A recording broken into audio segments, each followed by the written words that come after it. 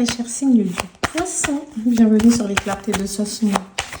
Ensemble, nous allons faire une vidéo à caractère général pour votre mois d'octobre 2024.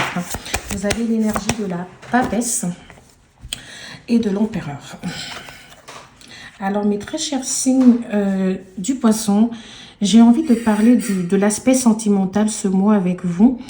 J'ai l'impression qu'on est, alors peut-être on peut être sur une nouvelle rencontre, comme on peut être sur un couple qui est déjà établi, mais en tout cas au sein d'une relation, on peut parler d'une femme plutôt sur la réserve ici, qui a du mal ici à exprimer ou qui ne veut pas exprimer tout ce qu'elle a sur le cœur.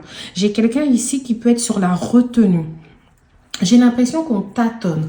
On est sur un peu une période d'apprentissage ici au sein de la relation. C'est comme si on apprend à savoir qui est face à nous ici. C'est comme si on apprend à analyser le comportement d'une personne. On se dit pour l'instant, je ne le connais pas très bien. Attention parce que la personne en face de vous a tendance aussi à vous trouver assez secrète ici, assez réservée. La personne aimerait percer le mystère ici que vous cachez à l'intérieur de vous. Ici, j'ai la carte de l'empereur. Donc, vous avez l'impression... Alors, j'aime pas trop dire ce mot, mais je ressens le mot tyran. J'entends tyrannie.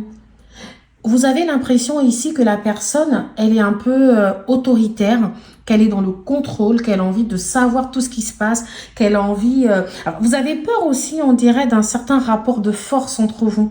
C'est comme si vous avez peur que cette personne ici prenne le dessus au sein de la relation. Moi, j'ai l'impression qu'on est sur des caractères quand même assez différents.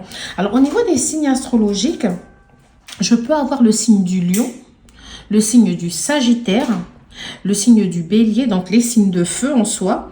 Je peux avoir le signe de la balance. Je peux également avoir le signe du taureau et du verseau. J'ai aussi l'impression que c'est comme si il y a des choses que vous aimeriez faire au sein de cette relation, mais que pour l'instant, vous vous sentez bloqué. Donc, je vais développer l'aspect sentimental un peu plus tard dans la vidéo, parce qu'il faudrait que je prenne des oracles pour ça. Je vais essayer de me concentrer sur la partie générale qui, là, est un peu moins perceptible de prime abord. Parce qu'on a quand même cette situation où on se dit... Est-ce que vous êtes quelqu'un aujourd'hui qui réfléchit un peu à sa vie? On a le côté spirituel, beaucoup dans la réflexion. Est-ce qu'il faudrait que je pense à une reconversion professionnelle? Est-ce qu'il faudrait que je reste dans le même domaine? J'ai envie de... On voit des poissons ici qui pensent à reprendre le contrôle de leur vie. On voit des poissons ici qui se disent, c'est à moi ici de tenir les rênes. C'est à moi de diriger et de mener ma vie. Moi, j'ai l'impression pour certains d'entre vous qu'il y a ce besoin ici d'avoir des postes à responsabilité ou peut-être même que vous avez déjà un poste à responsabilité. Alors, je pense qu'il y a des gens ici qui ont peut-être dû faire des études. Donc, si on n'est pas sur des études, on peut être dans le fait que vous travaillez dans le domaine de l'enseignement, d'accord, de l'éducation, de la formation. On peut être aussi dans le domaine spirituel, donc tout ce qui va être aussi psychologie, etc. Je ressens aussi le domaine des finances, de l'assurance et du droit. Alors moi, ce que j'entends ici, c'est que soit vous avez donc pensé à une reconversion professionnelle et vous avez décidé de faire une formation, soit vous sortez de formation là et vous avez envie de mettre en pratique tout ce que vous avez appris. Pour ceux qui ont fait des études ici, on nous dit, vous avez fait peut-être d'assez longues études, et que vous aurez souhaité exercer justement dans le domaine et vous dites, mais est-ce que c'est vraiment ce qui est fait pour moi? Parce que j'ai l'impression qu'il y a toujours des blocages. Quand je débute un contrat, c'est comme si le contrat, il y a toujours un événement qui survient, et qui m'empêche ici d'aller au bout des choses. Moi, j'ai beaucoup de réflexions, de décisions à prendre ici quant à la suite des événements. Donc, je vais prendre tout de suite les oracles pour voir si ça vous parle ou pas.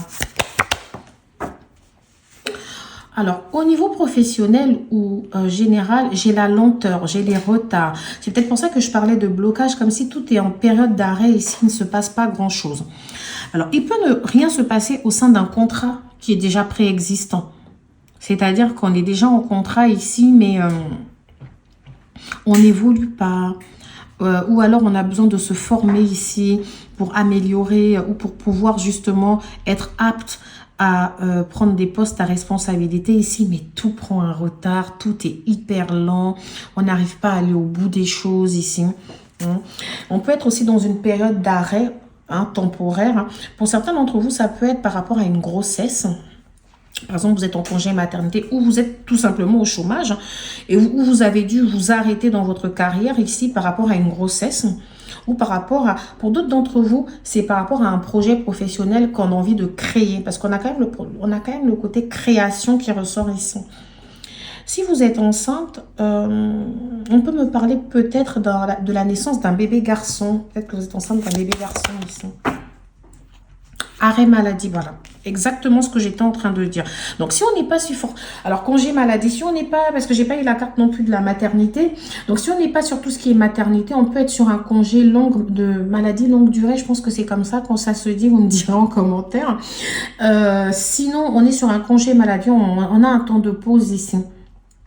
Et moi, j'ai l'impression que cet arrêt maladie... Alors, la maladie, elle peut subvenir pour certains d'entre vous du fait que vous vous soyez senti... Enfin, il y a peut-être eu un événement qui a fait que vous vous sentiez assez mal au sein de votre environnement professionnel. Pour d'autres d'entre vous, vous avez tout simplement chopé une maladie. Alors, dans tous les cas, cette pause que vous avez fait là, c'est peut-être pour ça aussi que les choses sont lentes. Parce qu'en fait, quand on est en arrêt maladie, on est chez soi, etc. Il ne se passe pas grand-chose. Les journées défilent, on a peut-être un peu l'ennui, etc. Ou vous êtes dans une situation où vous devez attendre et vous avez l'impression que ça fait un moment que vous attendez, vous n'en pouvez plus, vous êtes fatigué, vous avez envie d'en finir, etc. Pour certains d'entre vous ici, je peux entendre que cet arrêt maladie, ce temps de pause, vous permet ici de réfléchir, vous permet ici de penser à la suite. Ruse, fourberie. Alors, qu'est-ce qui se passe? Est-ce que vous vous êtes senti trompé par quelqu'un dans le milieu professionnel? Est-ce que vous avez eu l'impression que quelqu'un autour de vous était fourbe, était faux? Qu'est-ce que vous avez pu ressentir qui vous permet enfin, qui fait en sorte que vous avez envie ici de ce temps d'arrêt? Congé payé RTT. Donc, on avait la possibilité d'être en arrêt maladie. Et pour d'autres, on a plutôt la possibilité juste d'être en congé payé, en RTT, d'avoir posé quelques jours ici. Peut-être des congés payés qui auraient dû être pris cet été. Ça peut être aussi des congés que vous devez solder dans une... Alors peut-être que vous étiez en CDD ou en intérim. Il y a un contrat ici peut-être qui s'est arrêté. Et vous avez eu besoin de prendre un repos. Moi, j'ai vraiment cette sensation.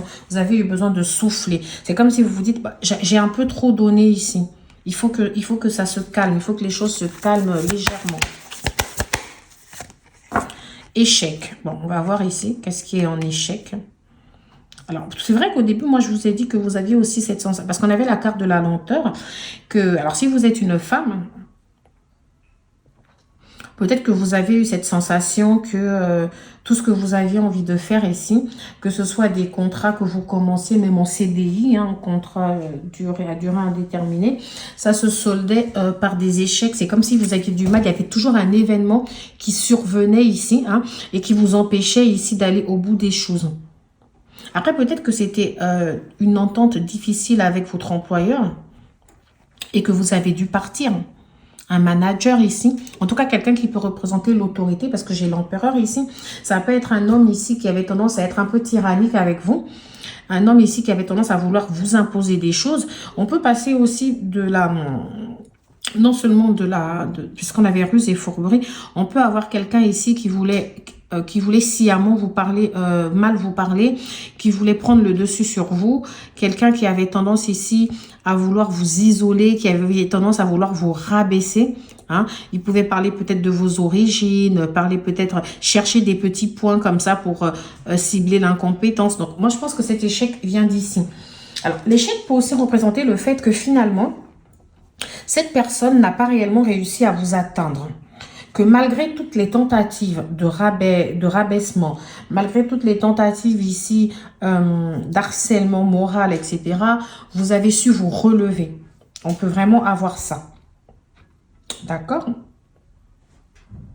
Si vous êtes un homme, ce que je peux entendre, c'est que vous, peut-être que vous avez été longtemps sur un poste ici et que là, vous prenez des décisions de dire, mais moi, j'ai envie d'évoluer, en fait, j'en ai marre de tourner en rond.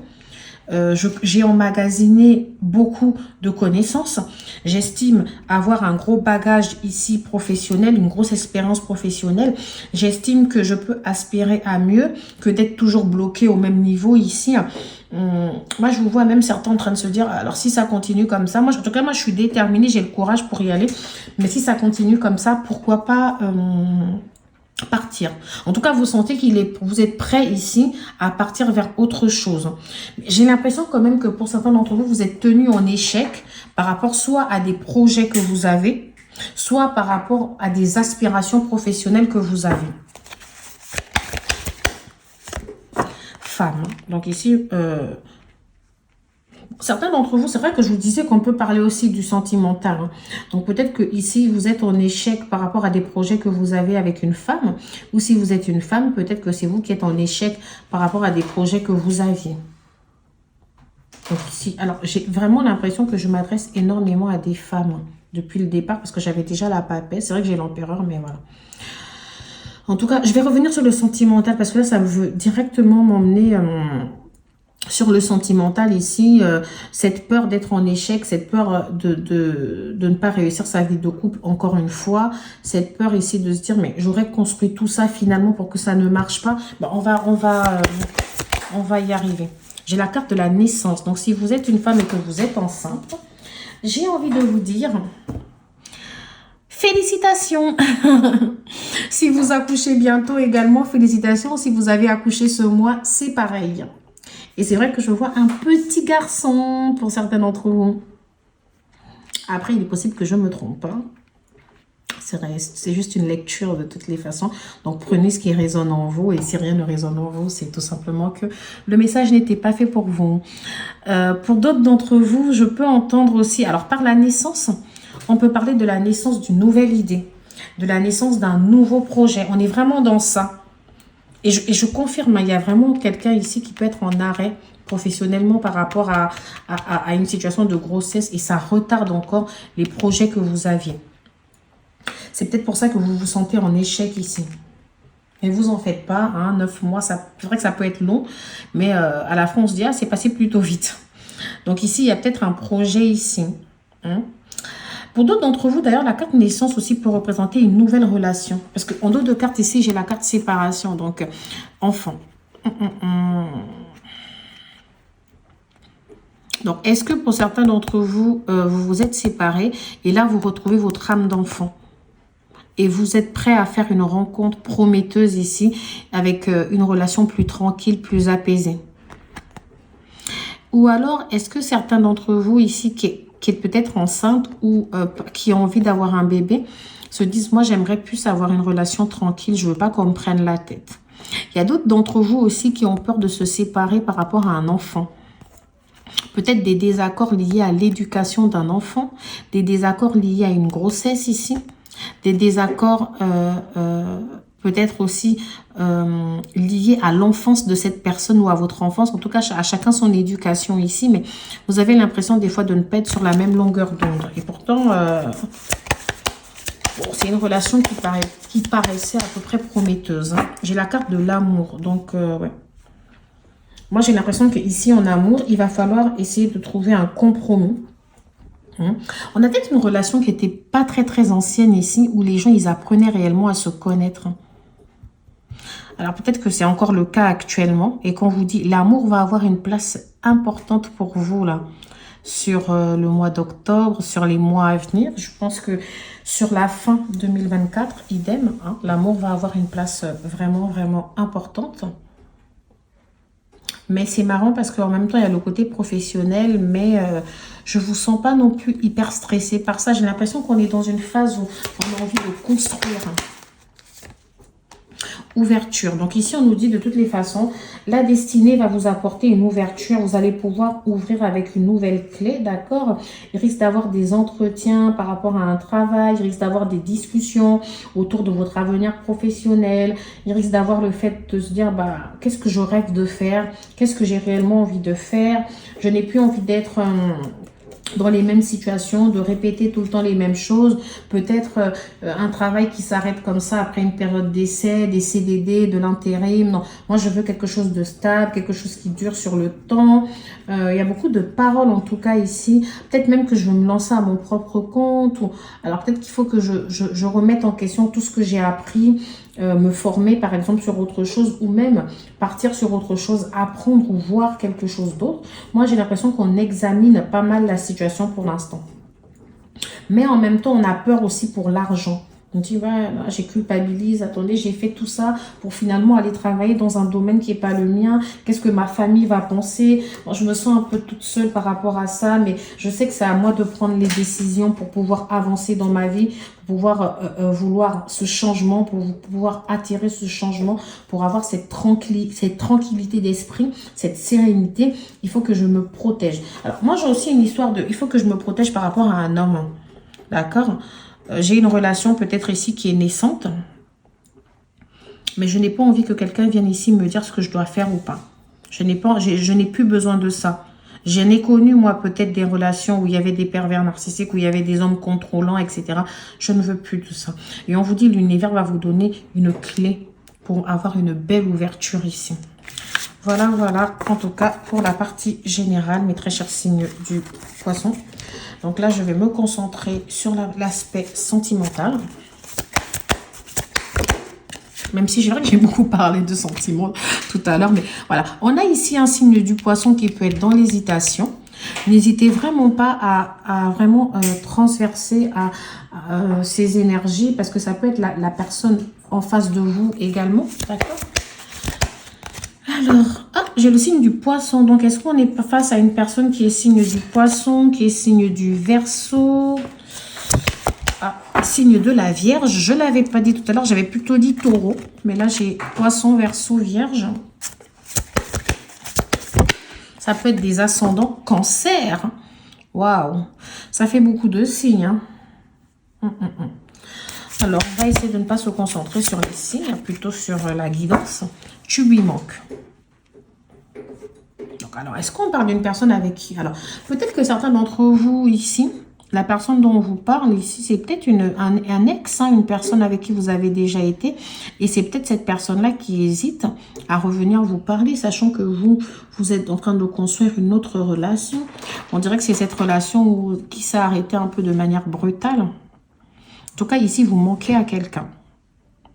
Cette personne, elle hésite à vous parler.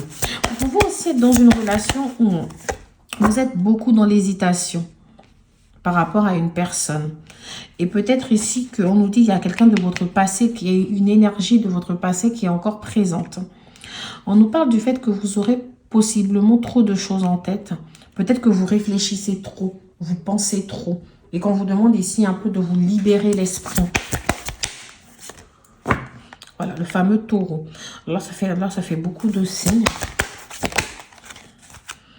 Attirance par le physique. Alors, est-ce qu'on est sur une personne ici qui est plutôt assez... Alors, je ne sais pas parce qu'on est quelqu'un d'attiré par le physique qu'on est superficiel, mais ce que je veux dire, de toute façon, au départ d'une relation, on est un peu tous attirés par le physique. Mais peut-être qu'on peut être sur ce genre de personne qui est assez charnelle, pour qui l'aspect charnel est plutôt important. Vraiment, quand on a vraiment besoin d'avoir cette connexion charnelle. Donc, est-ce que c'est vous qui êtes plutôt comme ça? J'en sais rien. Envie. Donc, ici, on est bien sur une paire. Alors, je vais peut-être poser toutes les cartes et puis je vais... Ok. Donc, ici, ce que moi, je vais avoir, c'est que vous risquez d'avoir des nouvelles d'une personne de votre passé. Ou alors, c'est la personne en face de vous qui risque d'avoir des nouvelles d'une personne de son passé. Quelqu'un avec qui la relation ne s'est pas forcément arrêtée,